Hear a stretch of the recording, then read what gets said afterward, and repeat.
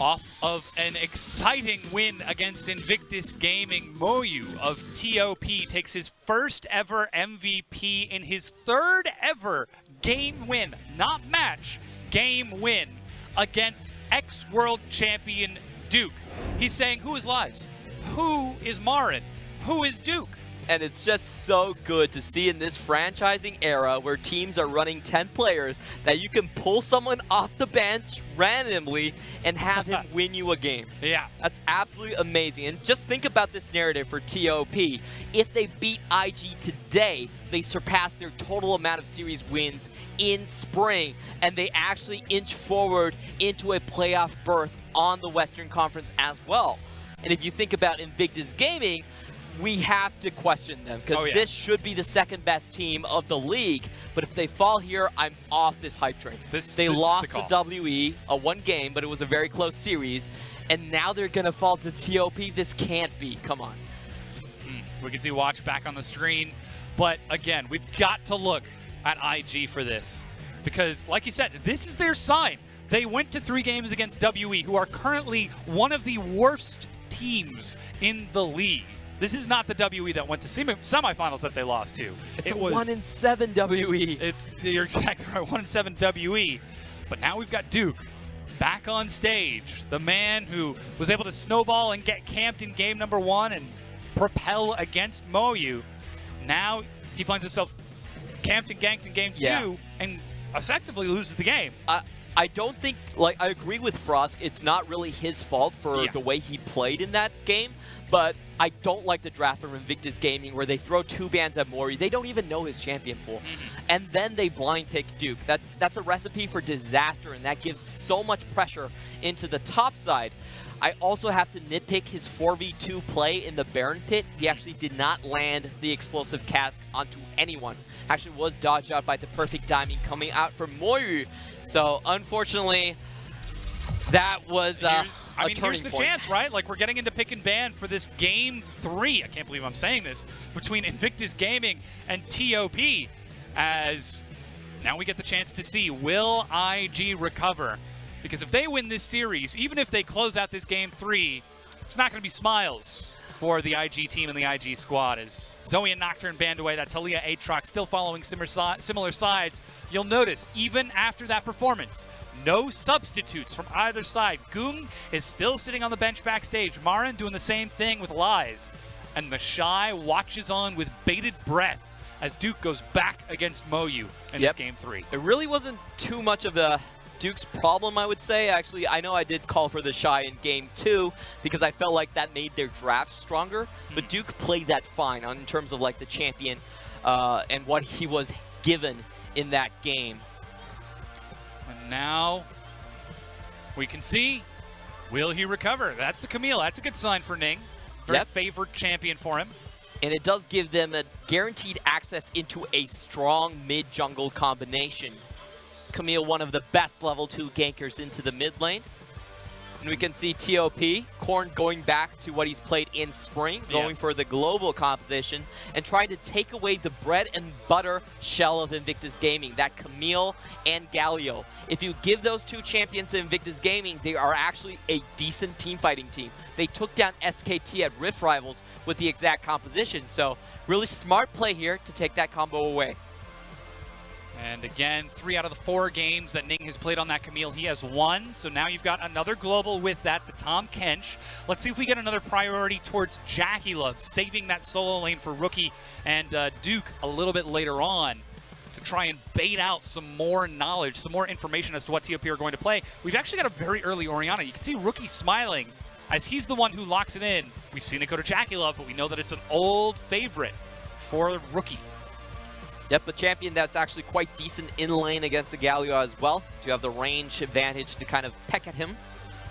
And doing it on the 3rd pick of the blue side does mean that they have a flex potential. It could go to Jackie Love like we've seen today, and it could stay with Rookie. We've got Kindred now locked in for TOP as an answer. And still, we're looking for this top lane. I can't believe I'm saying this, but Moyu versus Duke. We're looking to see how this top lane shakes out. Mundo is banned away. So we'll see what else Moyu has got himself ready, as Kennen will be targeted away from him. Probably do have some scouting information on Moryu into the top lane. He was mainly a tank player in terms of the spring split. Did find his only win on Ornn. So that's pretty much what we know of him. Hasn't played in Summer yet, but they are setting up the last pick for him. Yeah, 1 Jax win, 1 Ornn win, as Lucian will be banned away from Invictus Gaming, and that Morgana is taken away from Cat on the bottom side. Very safe. Sorry, Cat and Chocho. Very safe laner if they were to run the Morg Shen. This is actually a good composition for TOP to start running one of those hyper carries into the bot lane, something that can do well late game. Ooh, they do have a lot of protection. Oh, and they're going for the SMLZ Karthus, the one with Smite in lane to deal with those cannon waves. The Death Singer begins to sing a song. Is it of IG's demise? Or is it a song that never ends? As now we get to see Moryu with counterpick against Duke in that top lane. He was able to snowball his matchup with some ganks from Ning in that game 1. As Duke decides to commit himself to the Gnar. Yep, Gnar really isn't a champion where you can find a lot of counters against him. You play the tanks, that gives him a free pushing lane. There aren't many bruisers that can deal with him easily as well. There's still a lot of flexibility for IG's comp. We don't know where that Orianna is going to go. And Jackie Love, you talked about a carry potential for TOP. Well, now you've got a Kai'Sa locked in for Jackie. Oh, is he going to do it? Oh, yes. Yeah.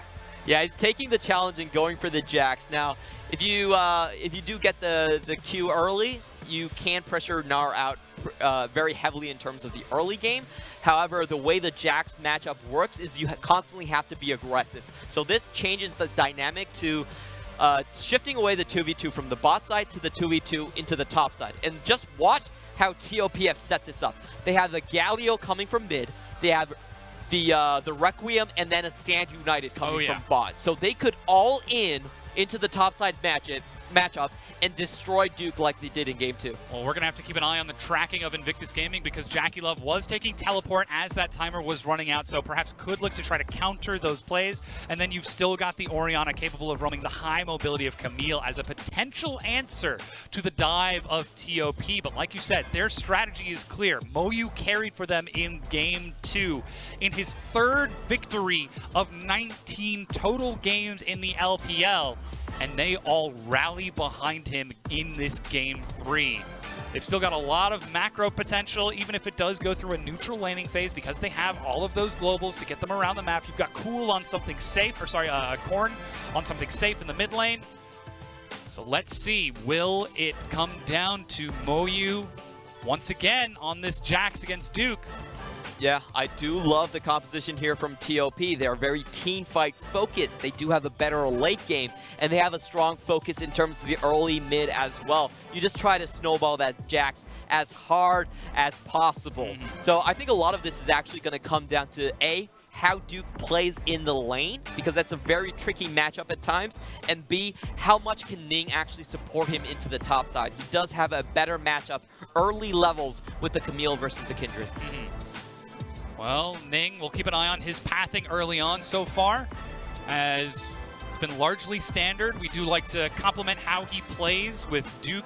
Not quite so much with Rookie when things get dicey early on, but it's all or nothing on the line as we get onto the Rift for this game 3. Let's hear from the crowd here in Shanghai.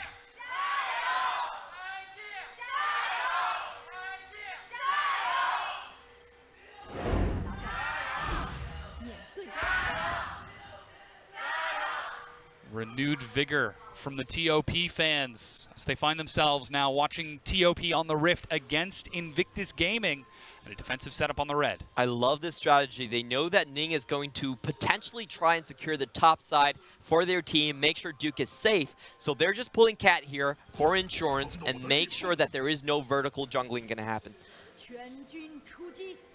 And with that red buff nice and safe, TOP start to head on down towards their lane. XX looking to start off with his red buff. Duke is actually stepping up. Quick boomerang for the early first hit. And Moyu's actually stepping up to help give a leash over to XX and start him off in the jungle while we see a similar leash for Ning. Yep, and we can see Orianna, Rookie, trying to abuse that lane advantage, that range advantage for himself, and stepping up to the wave very early on. XX finishing off his red. Jackulov was getting awfully close to stealing away the red buff away from Ning with that plasma proc. Getting the 5 hit at 400 health is awfully risky. But luckily, we do see the level 2 start from Ning as the fan vote. Please tell me that says TOP is now in favor. It's not even considered a underdog matchup or an upset anymore. The fan actually does believe TOP will take it home. 54%. Invictus Gaming really do have to look at themselves and ask what went wrong with this team. They were doing so well. Ooh, get the level 2 damage on the Baolan. The Skittles are doing a lot, plus the exhaust. Oh. No ignite. He's really low health. But luckily, there's no way for TOP to follow up because that was an exhaust start from Cat. As the wave crashes in, Jackulov has to stand here and do everything he can to absorb these hits so that his support can get a quick recall. And there is no teleport for Baolan. That's actually a really smart buy from Baolan. I actually think he would have died if he started with the pots. If he started with the refillable potion. He survived because he got extra HP just from the red potions, the health potions. But now that means that already we can see that Karthus Shen starting to do some work there as Korn just catches minions in the mid lane. In the bottom lane, though, we actually did see some trading down there. It was the top lane. That's what I wanted to talk about. I completely lost my train of thought there. I was just happily watching it. Yeah, we did see a trade in the bottom lane. Cat with a very clever roam towards Rookie. Now, Rookie has cleanse right now. Cat just walks up, procs the Targons. Again, our match of the week tomorrow. Rogue Warriors versus Royal Never Give Up. And they're both in not so good conditions so far, so it's going to be a interesting one to see who can maintain form coming off of Rift Rivals. The only 2 teams to find wins there. We're looking at the top side matchup, and it's very hard for Moyu because they don't have wave control. They know the first scuttle did go over to IG's side, and as a Jax, the only way you trade is if you can go up close and personal with the Gnar.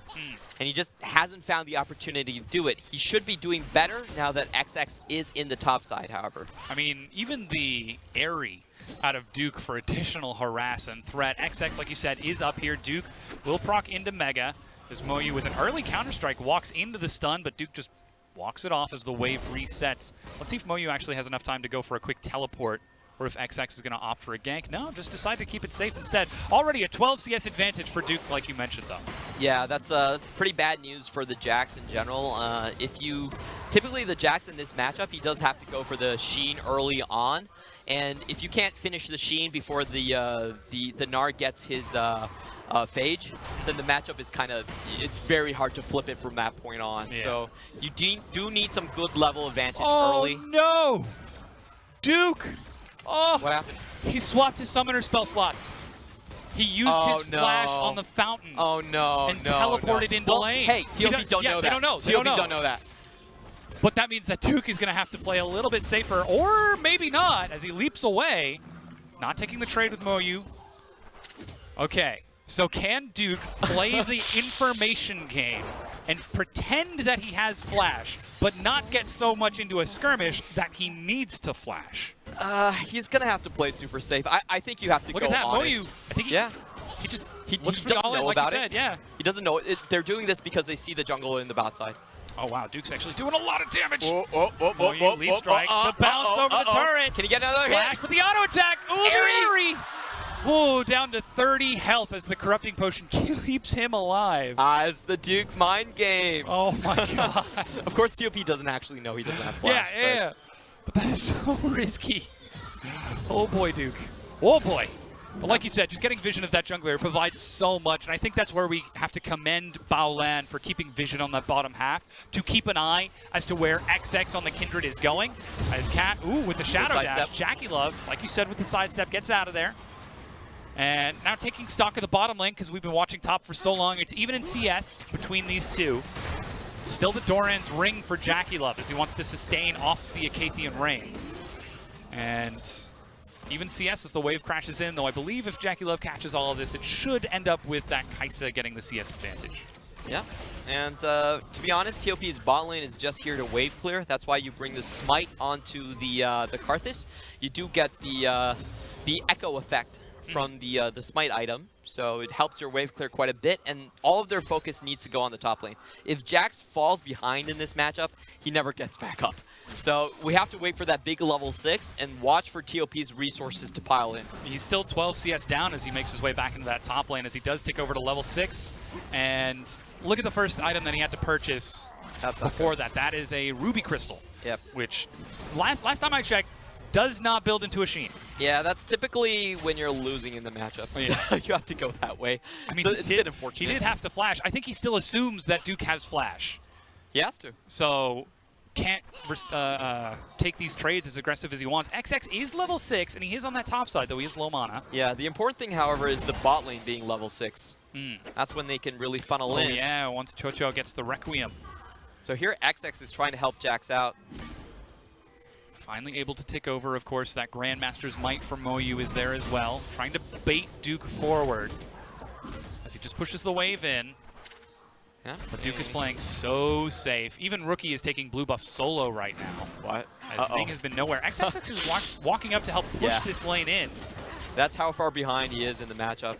I think TOP probably should have given a little bit more resources into the top side.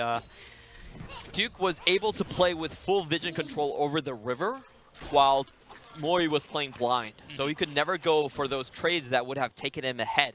You do actually win out on the early 3 levels against the Gnar, so yeah, perhaps missed opportunity. Perhaps it was. We'll see if he can recover. Again, he is Jax. The game goes late enough. I'm sure we're all going to be hearing the thunk, thunk, thunk as he hits onto the vital carries of IG and eventually the Nexus. But we do have to note, Korn did not have teleport. Cat only just recently ticked over to level 6 along with Chocho.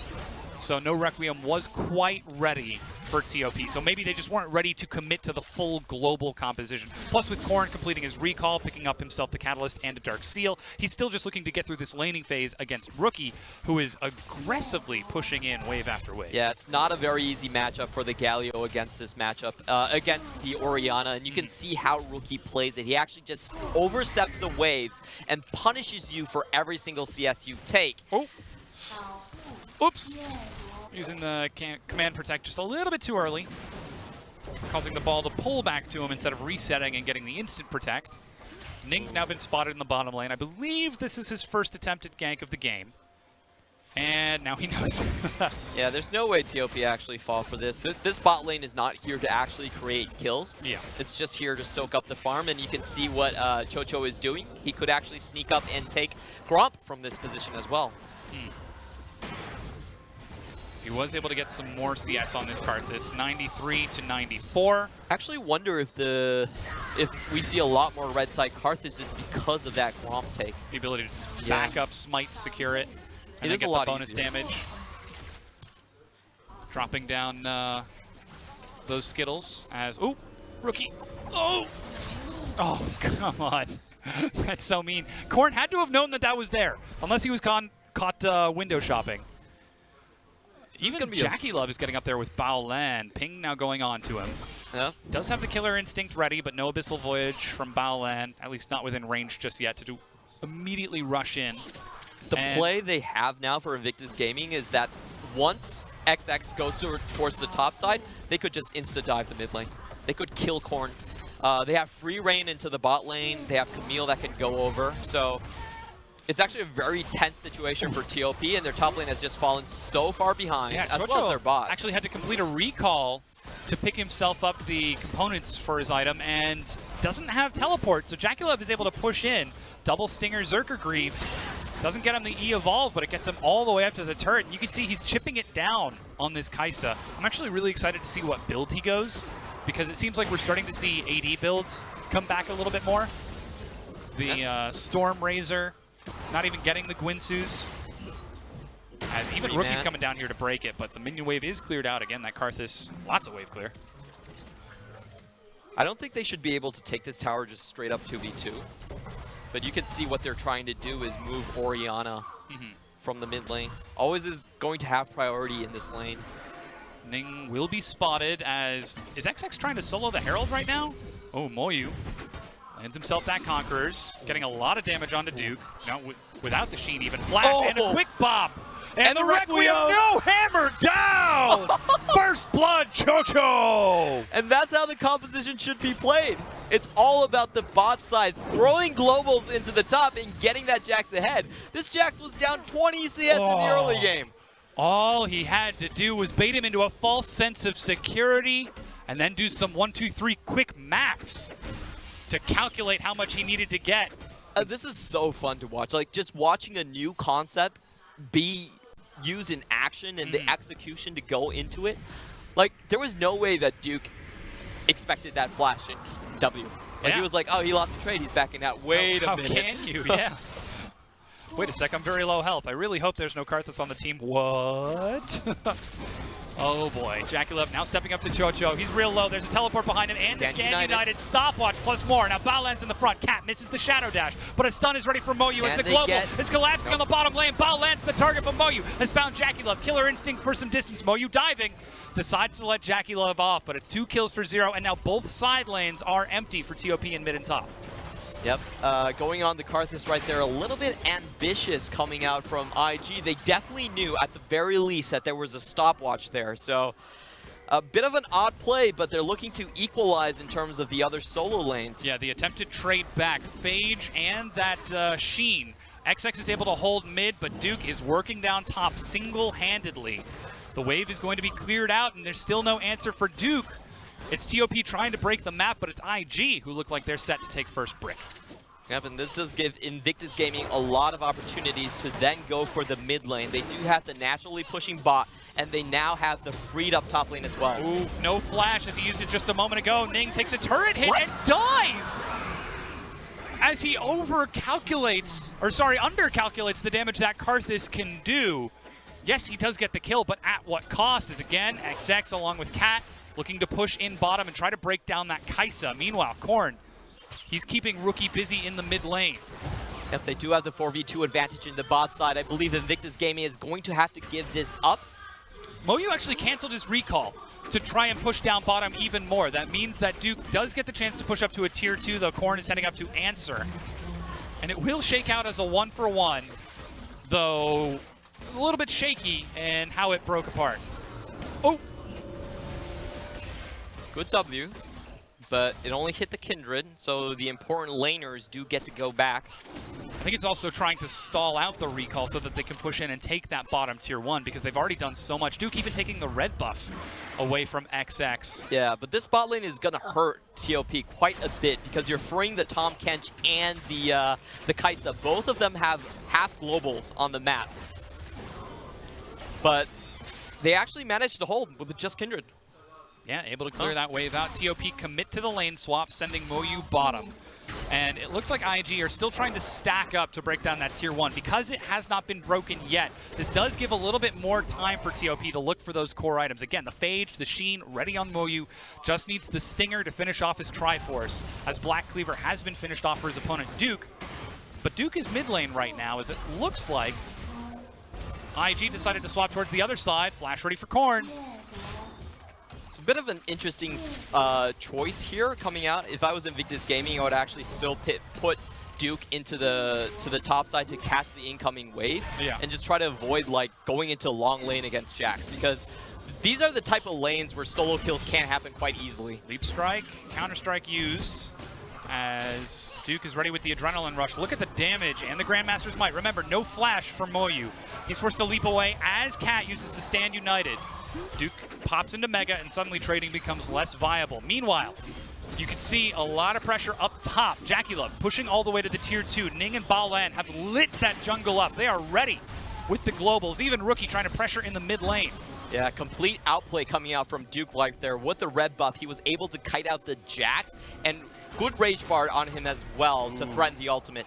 Jackie Love is ready with the killer instinct. Moyu's actually flanking from the side. Rookie is there too. Control ward placed down along with Cat as TOP bring the whole family to clear out this vision. Yep, it's almost like TOP are careening across the map, wildly overcorrecting one choice or another, and I'm not sure if it's paying off or not, because now they're collapsing onto this mid-tier 1. Rookie's trying to step up and clear out the wave, but with a 5-stack, he uses the Shockwave Dissonance to break it down, and they still commit. Duke catches up as Cat takes aggro, and like you said, he can't break it down. Flash, and Cat uses his own. Meanwhile, Jackie Love pushing up to the top tier 2 to get some more damage. Yep, a good Shockwave there to clear out the wave and try to go for some opportunistic catches behind the tower. Nothing really happens there. And Invictus Gaming should walk away with this mid. They're still committed to it. Duke going to take a few hits, but the minion waves are pretty far apart as Moyu is able to defend top. Somehow, TOP are still holding on to that top tier 2 turret and the bottom tier 1 and even the mid tier 1. IG are just taking so long to finish this off because TOP are so aggressively overcorrecting to defend these lanes. It's true, but I would say that TOP have actually put themselves in a bit of a bad situation. If you look at the item lead for Gnar, it's actually very difficult for the Jax, even with the Requiem and the Stand United, to easily find a kill on him. And you're in a bad situation where you have to invest so much just to keep the top lanes even. With that investment, Moyu still not finishing off the Trinity Force. Baolan and Rookie stepping up to the Rift Herald. It's 4,500 health. Gets procced in the eye. They've got Smite ready. They've got to secure it, though, as Cat is going to be stunned. There goes a Grand Ensign. Shockwave on all three, but they're all four there. JackieLove is ready with Killer Instinct. Moyu teleported from behind. He's got it onto JackieLove. Lands the stun. Look at the damage. Here comes the Requiem. It's about to drop down. JackieLove is still alive somehow as IG are able to clean up this fight. They finally managed to finish off Rookie as Duke joins in from the side. He kills Chocho, but it ends up being 1 for 3 in favor of IG as Moyu even scares IG back. Yeah, that was great kiting coming out from Baolan and JackieLove, able to keep themselves alive through the Requiem and the that was a mistake right there. Yeah. That's and a place the Jax to put battering that. On them. Okay, the mid-tier 1 breaking down by IG off the back of that fight. JackieLove finally is able to get it, but he pulls the attention of Duke towards that top lane with the quick Rift Herald drop to break that turret down. So it's still 2 turrets to 3. It's a really close fight there. If TOP did manage to get the Lamb's Respite off, I felt like they could have held on to the back half of their team. Korn would have been alive longer, and they could have made more plays, but let's watch the combo coming out from Rookie again. He probably did catch XX unawares and kill him in a single rotation. Let's go into 3. See how XX actually dies before the Lamb Respite is used. It was Rookie and Baolan with the tongue lash. Yeah, that was clutch. Very clutch play right there. Oof. And Moyu, you can already start to see some of the damage that this Jax is doing. Leaping onto JackieLove, forcing him to reposition with that Killer Instinct. Oh, Korn gets caught mid-Justice Punch. There goes the Hextech Ultimatum, but he's a taunt onto 2. Shockwave. Gets 2. He's able to be finished off by that AP Kaisa. Moyu forced to turn and run. He's got no flash from the last fight as Cat is forced to back away. TOP look for the Infernal Dragon and bite off too much more than they can chew. And Invictus Gaming are showing some of their team fight chops up here. They do have a good composition that allows them to actually 5v5, unlike the Wombo combo comps they had in Game 1 and Game 2 necessarily, which didn't do so well into the late game. Invictus Gaming here, they bought themselves a lot of insurance in terms of the Orianna, in terms of the Kaisa. That insurance is something that they desperately need in this Game 3 against TOP, because again, if they lost, if they lose this game, this loss would be a massive upset, especially against TOP of all teams, especially against Moyu of all players. 3 series wins in 3 game wins out of 19. And as we crest over to the 20-minute mark and Baron spawns, it's a 3,000 gold advantage for IG. They're up a turret. They've got plenty of chip damage on the top tier 2. Now they just need to close this game out. Yeah, it's very difficult to see how TOP are actually going to approach the fight against Invictus, however. I do feel like without a split pusher... sidestep, looks for the Spirit's Refuge. Hello, Cat. Where is his team? Hello? What is Cat doing here? He's just caught way out of position on that Baron, and then all-ins instead of backing away. Yeah, I was just trying to check the Baron pit. I think he probably used his taunt to get down instead of taking the safe route. It's a bit awkward. Yeah. But now IG have total control over the Baron pit. That could be a hefty mistake for TOP, as you can already see they're trying to capitalize on that top tier 2 as they manage to find XX, and a quick pop sends the Avatar of Death to the graveyard. Yep, and this should be the Baron play from Invictus Gaming. They're already starting it now. It's going to be a 4v5 scenario. And Vision has now spotted this out. Chocho does have flash. He's got himself the Zanya's Hourglass as well. That's a Requiem to start things off. Cat looks to get back into the pit, the place he just died, as the Baron is picked up. Rookie getting some autos over the wall. Tragically, Requiem does not target the Baron. Look at the damage Rookie's doing. Flash Shadow Dash. Cat goes in at the cost of his life. Grand entrance as they manage to get a lot of damage and finish off Ning. Now Korn is targeting Baolan. Rookie flashing away from Moyu as TOP try to reset the position of this fight. Good attack onto Moyu, forces him away, but with Duke joining the fight, he's able to finish off Jojo. No Requiem to lock down these final few kills. Yep. As XX, he's respawned, but IG, they've already won this fight. They've lost their jungler. Moyu over the wall! He's found Rookie pinned against the wall. Korn is going to scare Duke away. He does have the extra movement speed, but it's slowed by Kindred. And the slow. That's a boomerang that misses on the first pass, but Duke is able to walk it out on the second. I really don't like that re-engage from Invictus Gaming. They could have walked away straight with the Baron, but decided to go for potentially more kills. Sure, they did outplay TOP in a sense, but they do lose 2 Baron buffs on their personnel and actually trade a couple kills back to TOP. Yeah. And that will help get TOP back into this game quite a bit. I mean, it's a risky play, right? You've already got the Baron. You know that TOP are trying to find a desperate play across the map. If you manage to ace them there, I think the risk reward is you take mid-tier 2 and then recall to come back for the inhibitor.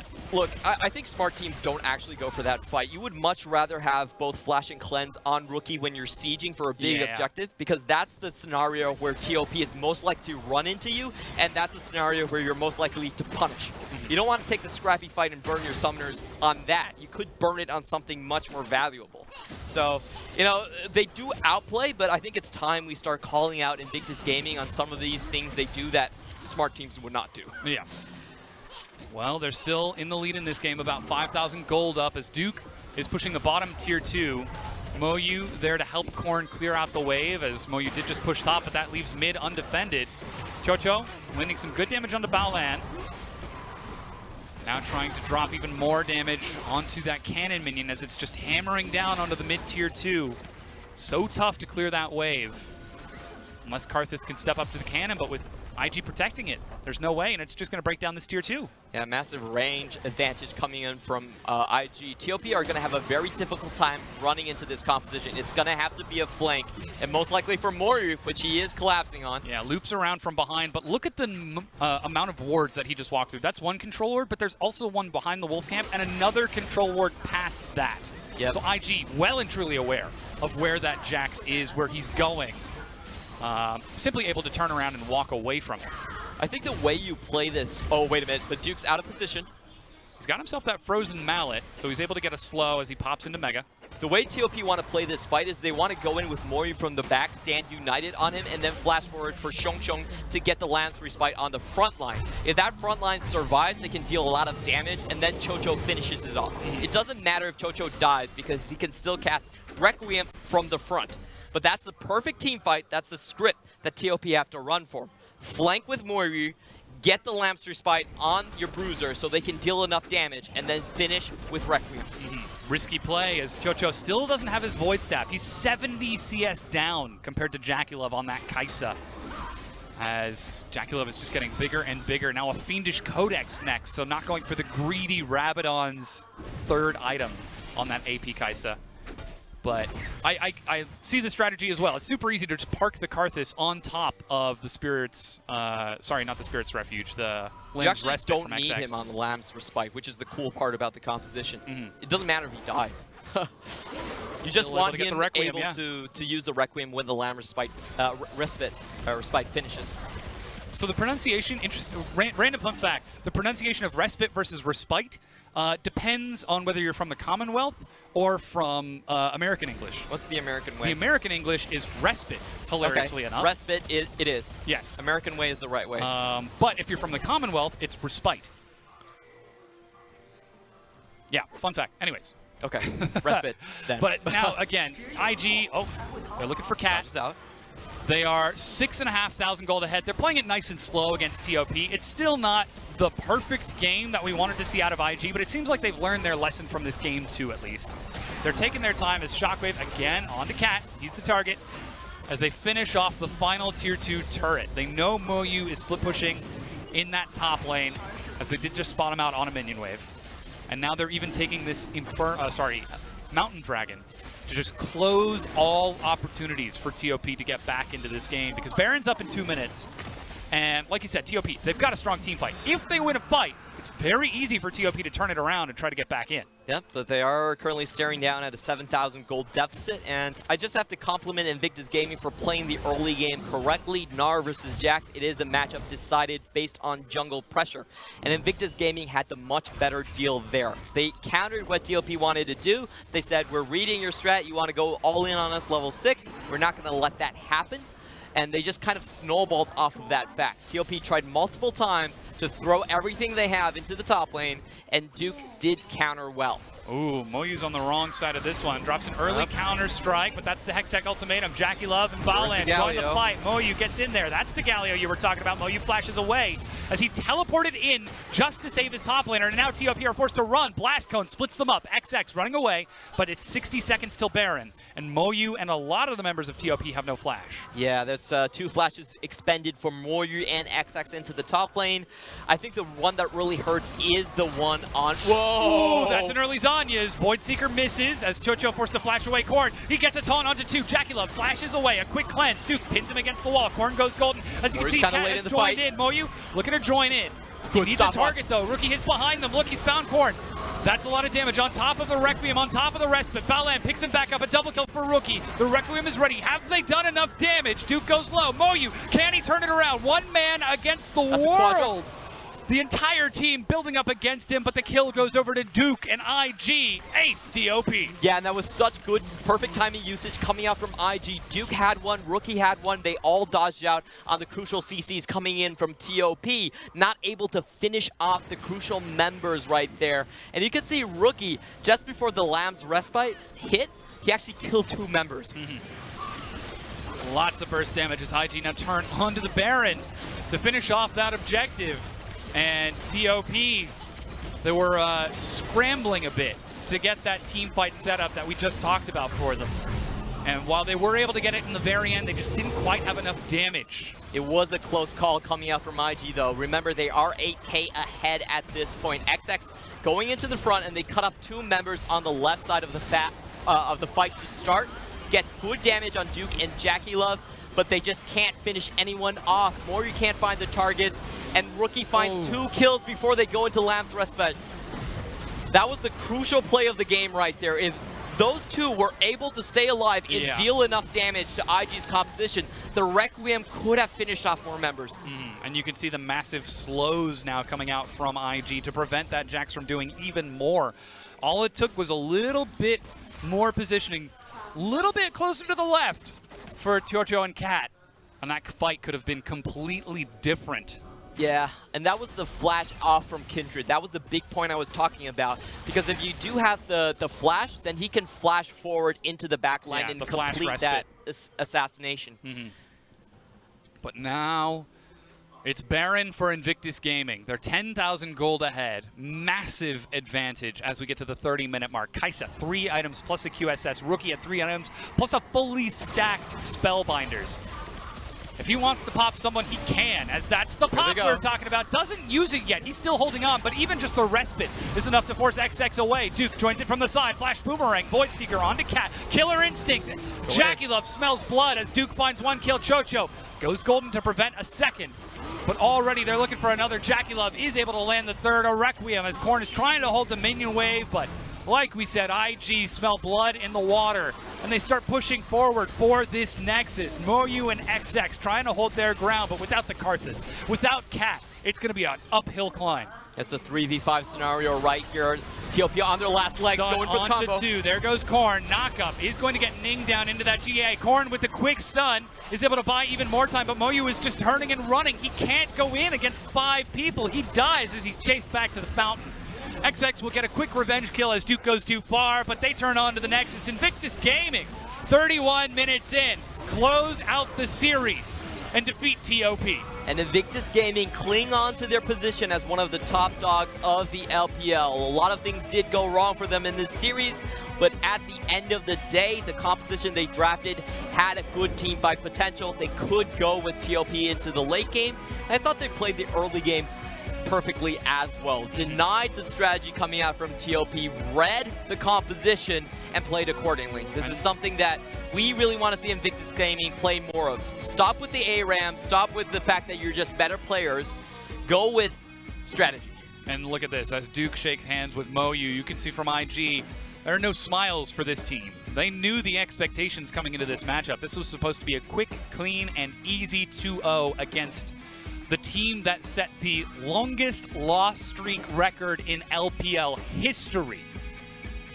And they dropped a game, coming off of a set in which they dropped a game against Team WE, who are currently 1-7 in the standings. Yes, they take the win, they get the victory, but they should not be feeling victorious after that for a team that's looking for playoffs and worlds beyond. Yep, a lot of those team fights were still very close, even 8K ahead of TOP's composition.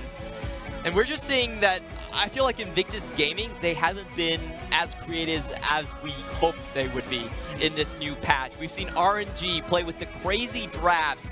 We've seen Rogue Warriors do kind of the same things, reinvent their playstyle with the Bruiser composition, but Invictus Gaming is still same old Invictus Gaming. They play with their laning strength, and that's about it. So, you know, I feel like Invictus Gaming stock has dropped significantly in terms of this couple of weeks.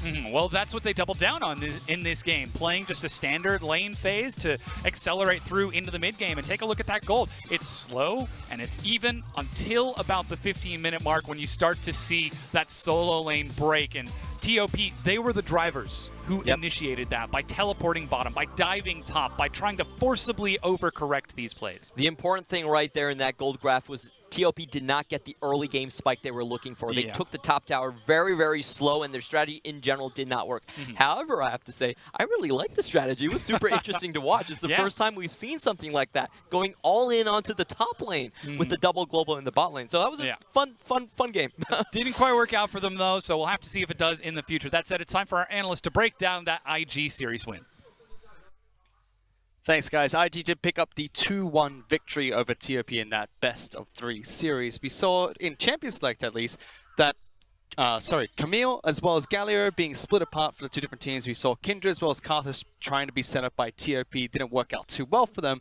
But we also saw IG go back towards more of a protect the Jackulov style composition, especially with Tom Kench being picked up by Baolan and Jackulov playing a hyper carry this time around. Yeah, and that's the champion that I really want everyone to focus on. So you can see draft on the bottom of your screen. It's pretty much comfort across the board. You have Jackulov on a traditional ADC. You have Rookie on his famous Orianna. And the big pick for me is Baolan on Tom Kench. It's his best champion that he plays. And I think it's actually the best champion for Invictus Gaming. This is a team that is constantly struggling to team fight. We sound like broken records. You're tired of hearing it. But the thing is Tom Kench allows them to actually win team fights. It was close, but think of how many times you saw Baolan running into the middle of teams, gobbling people up, and then flashing out to spit people to safety because he has carries like Jackulov who just don't know when to say die. They just constantly blitz in, fly back, and yeah, it's a Kai'Sa, but he'll do this on any champion. How many times have we seen Jackulov just out of position, immediately blown up, deleted from the map? I mean, it's all the time. Invictus Gaming is historically well known for their 80 carries doing just that. We had West a few seasons ago. Now, Jackulov in playoffs didn't look too good there either. But very comfortable, you mentioned, the team composition coming out from Invictus Gaming, all the way down to even Ning picking up Camille in the jungle, a comfort pick for him. Yeah, and you know, that's fine. Like, it's okay. Yeah, but it's just like it's the idea of if they're struggling for team fights, you have to look at what's happening on their front line. And when you have Duke and Ning, who are on Camille and Gnar, you're like, okay, they fly in, they hit the big wombo combo. But even on any champion, like, how many times did you watch those team fights and Gnar was on the back, like not tanking for anyone, not really hitting the wombo combo, and then kind of wandering back into the fight? Or Camille was just slightly mistimed with layering of the CC or not delivering the full shockwave. Like, sometimes you get those crisp, clean team fight wombo combo moments, but a lot of time it's just very scrappy, you know, 1v1v1v1v1. Is this something that IG must address and must fix moving forward? Because are there other strategies they can go towards, like split pushing a little bit more, drafting to move away from team fights, so to speak? Or is this something that eventually IG have to bite the bullet and fix their damn team fights? Because they're in the LPL, if you cannot team fight, you will never be champions. Well, hopefully IG are going to be able to fix their team fights. So the side of TOP, they were able to try and take it to IG. Game 1, Game 2, Game 3 a little bit lackluster, weren't able to get similar snowballs or a back and forth game like we saw in game 1. However, this time round, it was the perfect time for them to try something a little bit unorthodox, something different from usual to try and pick up that win in cross-conference against IG. We saw the all-in to Jax in the top lane. We saw lots of globals trying to protect him. Even the Kindred Karthus combo coming out. Was this the right strategy for TOP moving into this match? Was this how they tried to cheese a win almost against IG? Moyu, if you go all the way back, he is a big Jax player, so I like the fact that he pulled it back out onto the stage. I know we also talked about his Rumble at the beginning of the day, but it was super cool of TOP. I'm just going to echo Clement. I loved the composition. I thought it was quite clever. I would love the execution on it, especially because you see Duke, and in your game that you previously won, you did focus on that top side of the map, and they were able to win through that, especially against a traditional ADC since they're not playing the mages. Usually if you have all of your gold on Jax, and then if Invictus Gaming get all of their gold on Kai'Sa, who's really going to win there? Is it going to be the Jax that can jump into the front line and bash her up, or is it going to be, you know, this very fragile Kai'Sa? But unfortunately for TOP, the gold got spread around, and each member of Invictus Gaming managed to hit their key moments when they needed to. But what's cool is if you look at the Western Conference, we now have an upset of FPX over RNG just yesterday. We now have TOP have a competitive game against Invictus Gaming, and it looks like there is actual life that is still breathing into the Western Conference. Not necessarily showcasing on the scoreboard, but that last position for playoffs is still up for grab, and TOP might be the most competitive team to actually take it. I mean, they're tied with 2 other teams in their respective conference. On the other side, though, Suning still holding on outright to number 4 spot. They're still 2 games ahead of any other team trying to contest for that. But number 4 is what a lot of teams are looking towards, sadly, because that's the last spot to get into playoffs. It will be very important going back into intra-conference round 2. However, we do have Baolan standing aside for an interview. Let's go over to him. Hello everyone, and with me is Invictus Gaming support Baolan, who just came off of Hard Series versus TOP 2-1. Baolan, 你可以跟大家打声招呼吗？大家好，我是IG的辅助宝蓝。 My first question for you, Baolan, is in Game 3, we saw you go back to the more stable support, your best champion in the Tahm Kench. Can you sort of talk about the mentality and the process that you've decided on this pick? 就我想问的第一个问题是在第3场的时候，你又回到我们觉得你玩的最好的这个肯奇上面，那你可以大概讲一下，就为什么就是在这个关键局的时候又回到这只角色？因为其实这个版本因为圣很 OP 嘛，它是可以在线上支援其他路的。然后机动性强的辅助就是只有能跟圣媲美的就只有在塔姆，而且它是有 W 可以保护 AD， 不会被圣一闪击杀什么这种。 So the main reason was that Tahm Kench is the only champion in this meta that you can really match up with the global pressure coming up from the Shen. And also Shen is such a good laner that you want the Devour and the W from Tahm Kench to secure your position in the lane. My second question for you is that Invictus Gaming has been a very highly praised team for its talent, but so far we've seen a lot of turbulence in your performance. Can you tell us what's going on with the team and what is the main area that IG is looking to improve on? 第二个问题，我想问就是说，其实 IG 这支队伍我们非常的推崇，然后也都觉得你们的选手实力非常的好。但是最近的比赛其实老实说蛮起起伏伏的。那你可以跟我们讲一下最近 IG 的状态大概是什么样？然后你们在未来的话，最主要想要提升的部分是什么？因为这个版本什么英雄都有出现嘛，就是有一些就是很难找到就是最好的那个选择。然后我们最近正在尝试就是什么选择是最好的，所以在这方面就是可能会出现一些比赛上的那个。 失败，就是在尝试。Okay. So recently the patch is just thrown us into chaos. There's a lot of champion picks that are flying around, and we're just trying to hone down on what really we're trying to play at this point. So a lot of times when we do try with the new picks, it doesn't come out as successful as possible. The final question I do want to ask you is about the top lane swats. When we see Duke coming in, do you think that makes the bot side more aggressive? Do you guys feel like you need to play up, or how does the dynamic change with the different top laners? 就最后一个问题，我想问的就是，你们在上路换进来的时候，你会不会觉得对你们的下路的玩法也有一些改变？这样子，你们会不会觉得你们可能是要变成地图上面比较凶的那一边这样子？或者说这2个上路进来，你觉得对你们的团队会有怎么样的一个影响？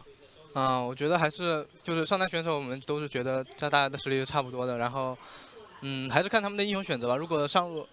直在上的话，可能会选择风险性更大的、更需要打野帮助的英雄，然后杜可能会选择牺牲一点自己的，就是让打野可以来帮助我们下路，所以比较看英雄的选择，然后来决定怎么样打。就算是杜可用攻击性的英雄，也会靠上他的这种。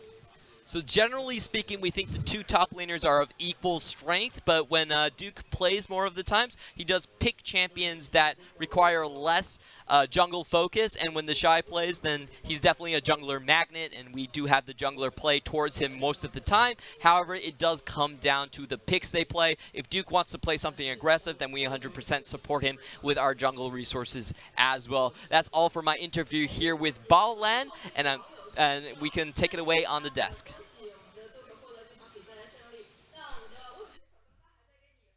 Thanks, Balan and Clement. We'll definitely take it away from here. And going into that discussion Balan was talking about, I like that Clement asked him about Tahm Kench, because he brought up another factor of Tahm Kench we didn't talk about on the desk earlier, which is it provides that global utility, which a lot of teams pick the champion for, and matches Invictus Gaming's playstyle as well, since they're a very skirmish, lane-focused team. They want to get away from the team fights, not into it.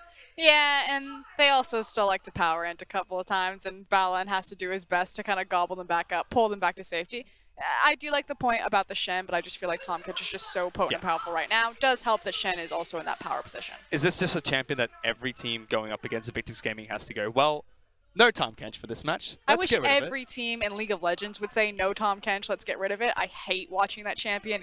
I've not been quiet about this. I absolutely hate Tahm Kench. I think he ruins everything about this game. Just no interactive gameplay. You're fighting against the game, not fighting as a champion. That's fun. Bench the Kench, get rid of him. But after that match, Rookie was able to pick up MVP for game number 3. Got his signature pick of Orianna, was able to go to town on it.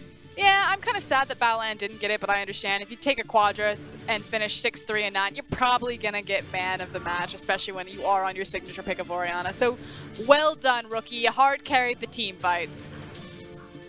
It's his 7th MVP performance for Invictus Gaming this split as well. One of the star carries, I mean, he used to work He is the star carry. The star carry. He used to work alongside the Shy a lot, but now they're playing a lot more of Duke. And Balan was even talking to Clement saying that, you know, the two of them can play whatever they want. The Shy is a bit of a Dyrus, will attract the junglers to the top side of the map, but if the Duke plays aggressive champions, we'll give them the jungle resources. So good to see that they're still trying to adapt to whatever picks they play, and not necessarily the players that they're playing in each match. But they still need to adapt more of their strategy. I agree with Clement. I think that Invictus Gaming, the stock is plummeting there. Until they want to reclaim their throne or even have a shot at the throne, they need to go back to the drawing board, look at the compositions and the versatility of their players, and really start ironing out and fixing some of these weaknesses. Because we can't come into week 5 and have questions about IG, especially after their record-breaking performance in spring. They need to fix something, because if not, Invictus Gaming are going to turn into another .com bubble. But let's go into a break, because we're back with the second match. It's going to be coming up in just a bit.